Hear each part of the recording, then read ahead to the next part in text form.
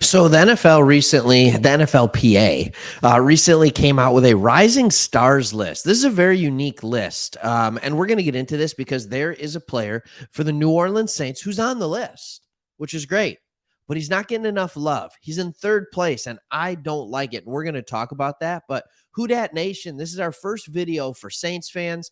Please consider subscribing. We've had this channel for a little bit. This is our second channel. We also have a Sports Talk Detroit channel. But what we wanted to do was create a channel for teams that are in smaller media markets that we don't feel like get enough love on the national scene. And so, hey, we'll throw New Orleans in that. Why not? You guys got a ton of love when Drew Brees was there, but since he's left, not as much. So, anyways, let's talk about it. Always loved kind of how you run your organization and how you do things, how you've drafted in the past. So let's talk about one of those draft picks last year by looking at this list. First, they came out with the rookies. And it's pretty simple. You go down the draft and you pick people that are there. I do think it's interesting that Will Anderson is there. But again, this list is designed. It's NFLPA Rising Stars, identifies the top rookies and vets poised to have breakout seasons, gain fan support, number two, ultimately rank among top sellers in officially licensed player merchandise. So that's what they're looking for in this. And so we need to pay attention to that. So the Rising Stars, the veterans, aka second year players. Brock Purdy, number one. Garrett Wilson, number two. Tony Pollard, three. That's interesting because he's already in like year five. Breece Hall, four. George Pickens, five. And there's your guy, New Orleans, Chris Olave, all the way down at number six for a rising star. I think this is kind of interesting. I also think it's interesting that he's ahead of a guy like DJ Moore and Miles Sanders, which is unique. I think it's a very unique list of people to put on there. So let's look at this and let's look at why, to me, this is just nuts. I understand, and this is why we have the channel. Like, it's four times like this. Garrett Wilson, you could make the argument that he could be just a skosh above Olave, but I'm going to make the argument that he wasn't. Let's look at some just simple stats here for Olave this year.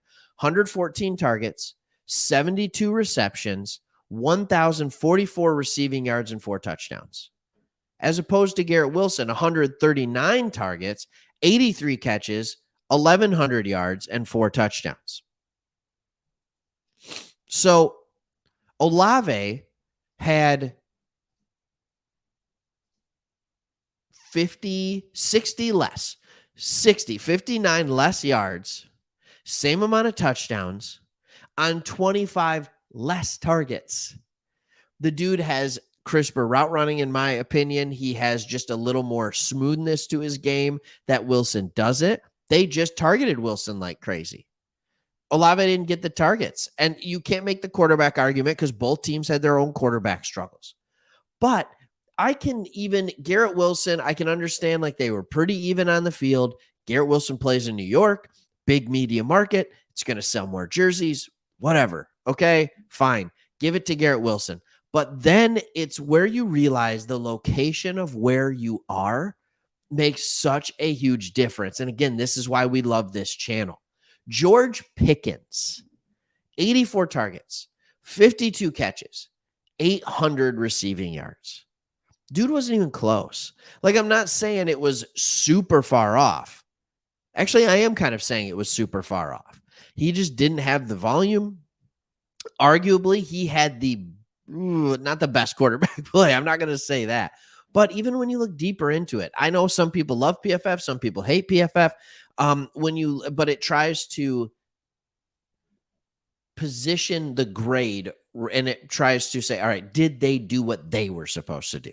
Olave had an overall grade of 82.5 with a receiving grade of 83.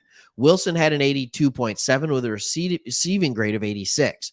George Pickens, 68 and 69. Like, it just isn't there across the board. It's not there across the board. So I think there's a struggle with me when you look at things like this. And I know I've said this before.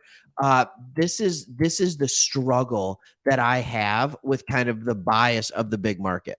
Now, I've said we have another channel. That channel is Sports Talk Detroit. All right, you see the lion in the background. You get where it is. We've been doing that for about 2 years. So, we live in a place that does not get the amount of love that we want to get. All right. It just doesn't live in a place where we get that kind of love. And so when we see other teams not getting the love that they should get, it's just like, yeah, come on. What are we doing here?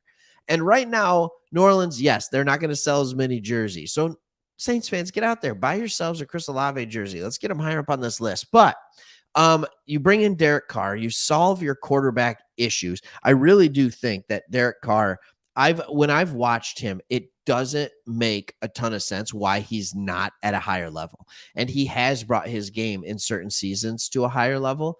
But it's been kind of a disaster of coaches with him and what's been happening over with the Raiders. And I think getting into a more stable environment like New Orleans, Nolans, right? The Saints, who dat nation. I think getting into a more stable environment here, a winning organization, I think will be extremely helpful. The Saints have proven that they can win games when they have a competent quarterback, and they have a competent quarterback right now. And you can say, well, how much of it was Peyton? How much of it, I don't know, but there's a lot left from the Sean Payton era there. And this is a team that doesn't have bad talent. And quite frankly, they're playing in the NFC where Carr's going to come in and just be the third or fourth best quarterback in the conference. Like, and there's a bunch of unprovenness in the South. We've talked about this a lot. We've done videos on the Falcons. We've done videos on the Panthers. We haven't done the Bucks. The most unproven. Nobody is going to make the argument. But when you're looking at the South in specific, you're saying, all right, you have Carr, and then you have unproven quarterbacks, Ritter, Bryce Young. And it's just, I know that this isn't going to shock anyone. The best quarterback often wins the game. It's the ultimate team sport, football is. I truly believe that. But in that ultimate team sport, the ultimate most important position is the quarterback. That's just the way it goes. That's why they're paid the way they're paid. And so when you have the by far most proven quarterback, the guy who's proven that he can get wins during the regular season, the guy who's proven that he can move the chains, all of a sudden you have something good there. I can't wait to see what Olave is going to do. And I'm going to tell you right now, Chris Olave is going to be very high up on all my fantasy football, especially in dynasty leagues, with it being only his second year. Especially with Carr being there now. I'm very excited about what he could produce in this offense when it's Carr throwing to him instead of someone else, of what we've seen in the past. So there you go. That's kind of what I got for everybody. That's the video. If you like it, please consider hitting that subscribe button.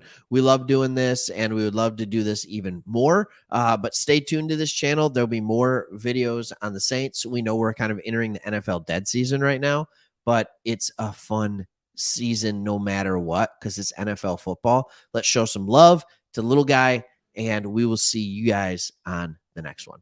Thanks for watching.